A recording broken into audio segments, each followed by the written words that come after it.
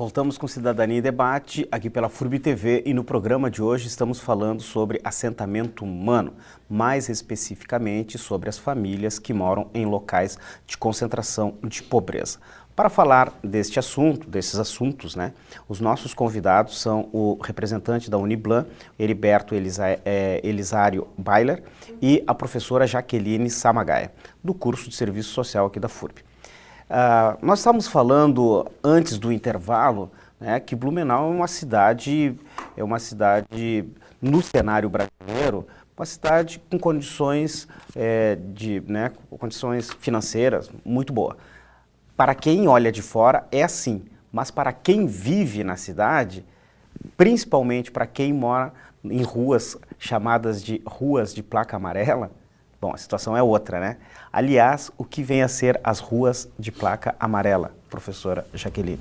Bom, eu vou falar um pouco dessa contradição da cidade que você pegou no início, Então, é uma cidade rica, Se formos falar em, vou dizer assim, índice de desenvolvimento humano, que é um dos parâmetros aí para medir a riqueza das cidades, Ela é medida, acho que expectativa de vida, a situação educacional, saúde, saúde. Enfim, e Blumenau está numa situação bem confortável, que é a 19ª numa relação de 5.570 municípios, mais ou menos, do Brasil. Então, dizer, poxa, a gente tem uma situação confortável, Como é que a gente convive com esses problemas que você falou inicialmente? 47 áreas em situação irregular, em áreas de concentração de pobreza.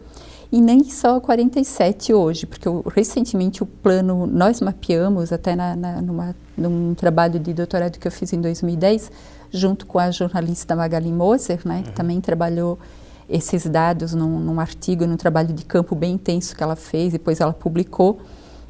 Nós mapeamos 47 áreas, mas recentemente o Plano Municipal de Habitação de Interesse Social, que é parte da política nacional também de habitação, é tipo um mapeamento que é feito da situação habitacional das cidades, mais focado nessa carência habitacional.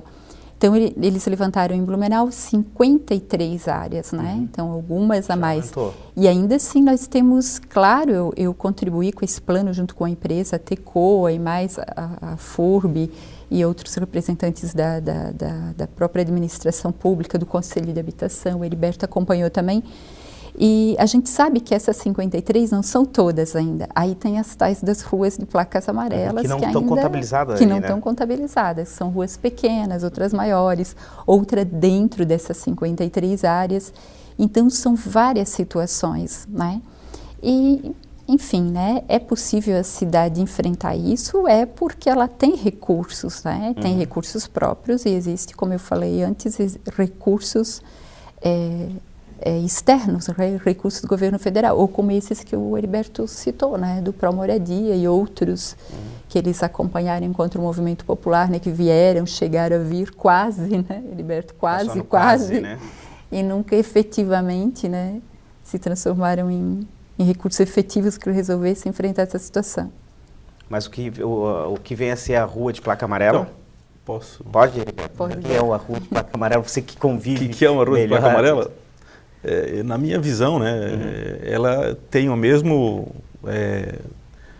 foco da questão da regularização fundiária. Então, o que eu falei para você, alguém vendeu e alguém comprou uma terra que não era de nenhum dos dois, era de um terceiro. E aí está o imbróglio, cartorário, que também temos os problemas cartorários aqui em Blumenau. De quem é o terreno, quem é que vai pagar as escrituras, o desmembramento, Então, a comunidade, essas ruas, elas têm esse tipo de problema. Não se consegue resolver esses problemas. Porque se você pegar hoje uma rua de placa amarela, os moradores se reunirem, como dono do terreno, ir lá no cartório e mandar fazer o projeto, isso sai. E pagarem isso, Eles pagam depois lá todas as taxas que o cidadão precisa pagar. Exatamente. Faz o pagamento, você pode fazer tudo, desta forma, Só que dentro dessas ruas de placa amarela tem ruas públicas, e ruas que o município tem que manter, só que já são ruas, E o município não faz a manutenção adequada dessas ruas. Então, Imagina uma rua de placa amarela que precisa passar patrola e não passa patrola, ou né, que tem que fazer uma benfeitoria para as pessoas transitarem e não é feito. Tá? Se você tem uma casa numa rua de placa amarela, né, e você quiser vender, e como é que fica a escritura? Trocando em miúdos, a rua de placa amarela é a rua onde o poder público não está presente, né? Não atua. Né? E mesmo quando chamado, o município muitas vezes não vai. Porque ela não está regularizada. Regularizada e verba pública não pode ser colocada numa rua que não é regularizada. Tá? Mas isso, aqui, né, pela experiência que eu tenho, tá? Eu acho que a Câmara de Vereador já podia ter dado exemplo há muito tempo já podia ter dado essa resposta, né, para a sociedade e aprovado uma lei para o município fazer isso adequadamente, tá? Então, assim, nossos legisladores, eles estão lá, mas estão pecando nesse fato, né? Porque as pessoas estão lá. Às vezes aparece uma oportunidade, o cara quer vender a casa, fazer um outro negócio, não pode porque perde a oportunidade porque não tinha o negócio. Ele só foi saber que ele foi enrolado, muitas pessoas nessas ruas de placa amarela só ficaram sabendo que foram enrolados quando eles terminaram de pagar o financiamento, que era a hora de passar a escritura, por exemplo. E aí não, né? Só descobriram depois, tá? Então, assim, não é toda uma verdade que o cara fez de sacanagem, né? E sim que há loteamentos, né, irregulares, né? Tá? E foram aprovados pela prefeitura ou parcialmente. Existe também um outro problema, que as leis anteriores aprovavam determinados loteamentos, né, sem esgotamento, sem asfalto, sem uma urbanização adequada. E agora não, agora já existe já uns critérios melhores, mas né, esses problemas ficaram. Só que esses problemas ficaram.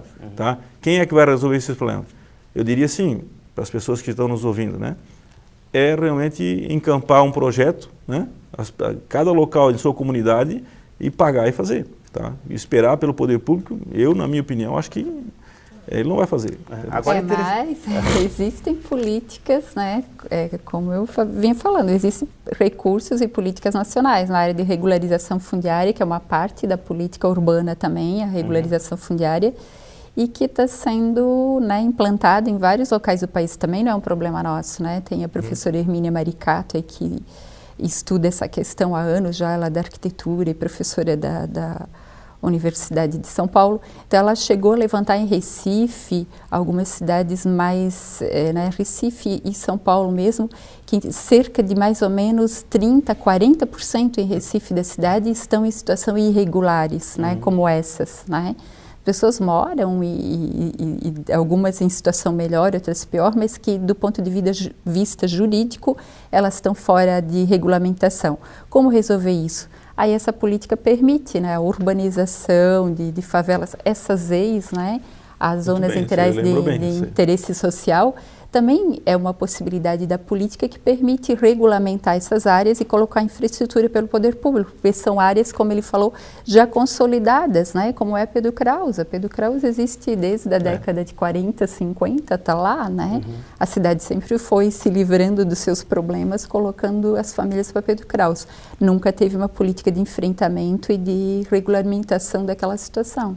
Eu acho que o Heriberto pode falar um pouco mais dessa situação das EIs depois, né, dessas zonas especiais. Agora, assim, pegando essas questões que a gente está levantando aqui, e nós abrimos o segundo bloco falando que Blumenau é uma cidade conhecida pelo alto índice e tal, mas Blumenau ela torna-se uma cidade conhecida por vários fatores, entre os quais da riqueza, da festa e também das tragédias, né?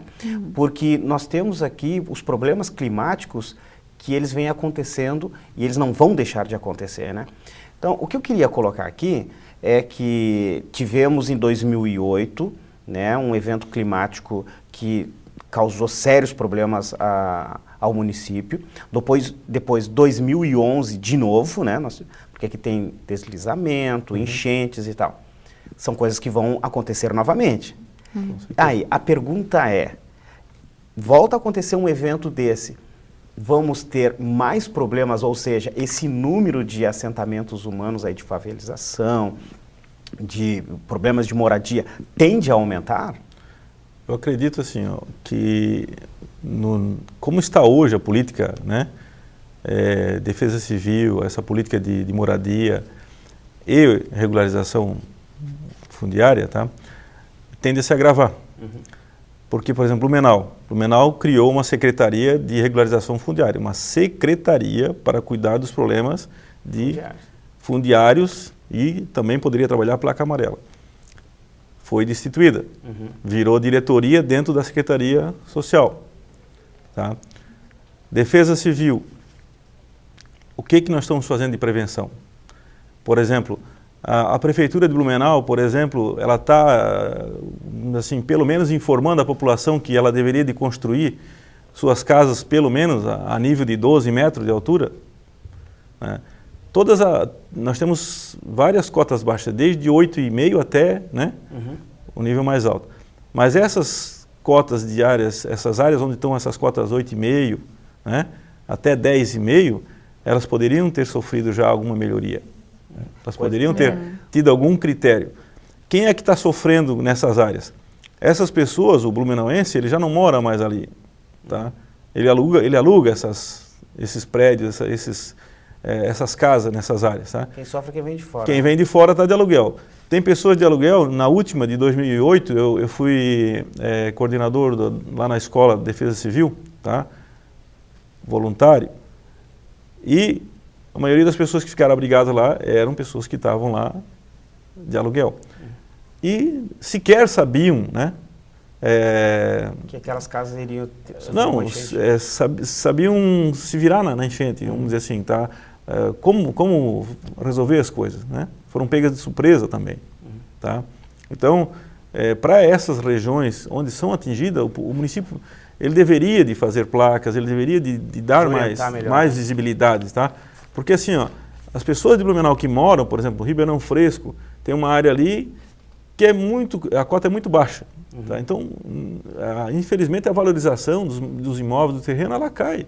Isso em outros lugares também é assim. Tá? E o município deveria de conter ou fazer alguma coisa neste sentido. Né? Bom, olha, nós estamos chegando ao final, né, do Cidadania em Debate, e eu quero agradecer a presença de vocês. A gente teria muito mais o que abordar aqui, né? Mas de imediato eu quero agradecer a presença, né, da professora Jaqueline, quero agradecer a tua presença, Heriberto, por vir aqui tratar dessa questão. Bom, chegamos ao final de mais o Cidadania em Debate, um programa de sindicatos de servidores públicos do ensino superior de Blumenau. Quero agradecer mais uma vez, né, a presença da professora Jaqueline Samagaia e do representante da Uniblan, Heriberto Elisário Bailer, que falaram sobre os pontos de pobreza em Blumenau. Também quero agradecer a você que esteve ligado no nosso programa. A gente volta a se encontrar para um novo assunto na próxima segunda-feira, a partir das 10 horas da noite, com reprise quinta-feira também às 10 horas, aqui pela FURB TV. Tenham todos uma boa noite e uma boa semana.